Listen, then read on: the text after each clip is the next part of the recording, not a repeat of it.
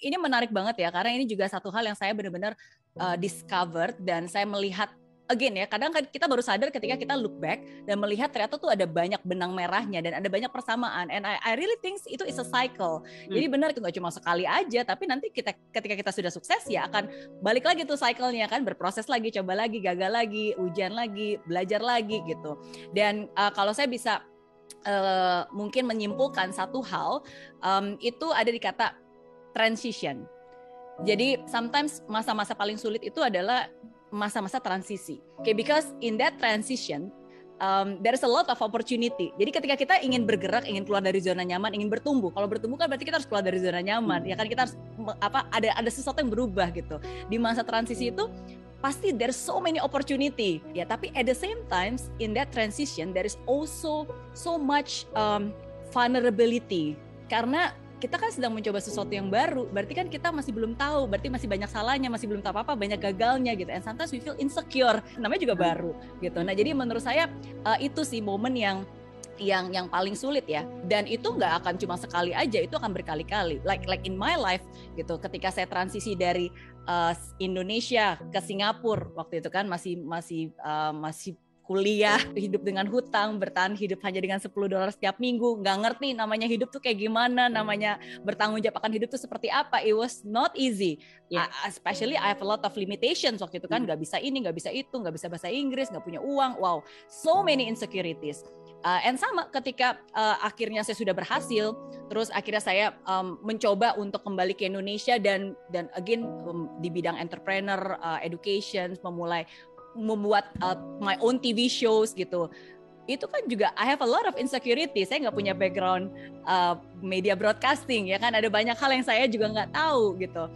It's not easy, tapi ya again I embrace the insecurity dan ya udah just go for it, keep doing and keep learning.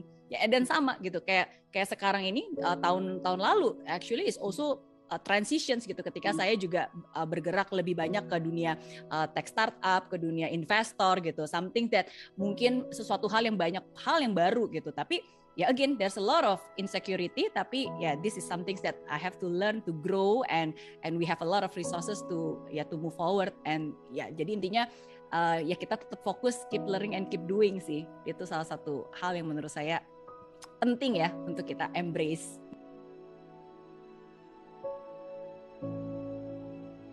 When we have nothing, ketika kita belum siapa-siapa dan masih berada di bawah, belum punya apa-apa gitu kan, sometimes we dare to take more risk. Ya udah coba aja, sekarang juga udah segini kok gitu kan, what is the worst thing that can happen, akhirnya kita berani mencoba gitu kan.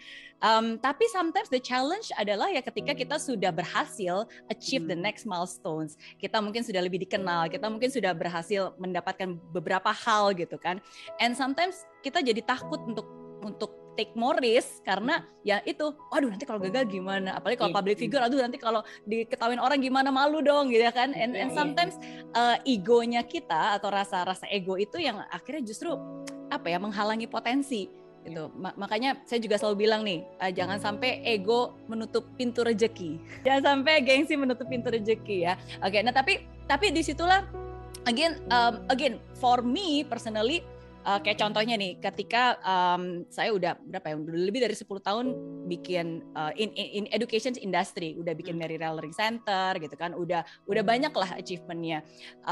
Actually I have a choice, ya udah kalau gitu nyaman-nyaman aja, nggak usah bikin startup baru gitu kan, nggak usah bikin venture, sekarang aja juga udah nyaman kok. And then when I took risk, itu kan berarti resiko. Ya, bakalan lebih capek, bakalan lebih banyak waktu yang harus di-spend, ya kan, belum tentu berhasil lagi, ya kan. Nah, tapi at the same time, ya saya selalu ingat gitu, apa yang membuat saya menjadi seperti saya sekarang ini. Dan saya yakin Tuhan itu pasti punya rencana dalam hidup saya, dan ketika saya sekarang bisa berada di dalam tahap ini, itu it's not just my own strength gitu, pasti Tuhan punya rencana dan Tuhan udah ngasih ini loh ke saya. Masa saya diem aja? Kalau saya diem aja berarti saya egois kan. Jadi I have to keep moving forward ya, karena ya saya harus bisa memaksimalkan semua talenta, semua berkat yang Tuhan udah kasih ke saya. Jadi nggak perlu takut untuk bisa mengambil resiko ya, karena ya karena in life if you don't risk anything, ya you risk everything. Dan ya sama aja kayak kapal gitu kan, kalau ya paling aman ya ada di pelabuhan. Tujuannya kapal itu dibuat kan bukan untuk di pelabuhan, tapi kan untuk dia berlayar. Jadi itu sih yang membuat saya terus maju, karena saya percaya bahwa it's not just about me. Ya sukses itu is not about the final destination, is very true. It's more about the process.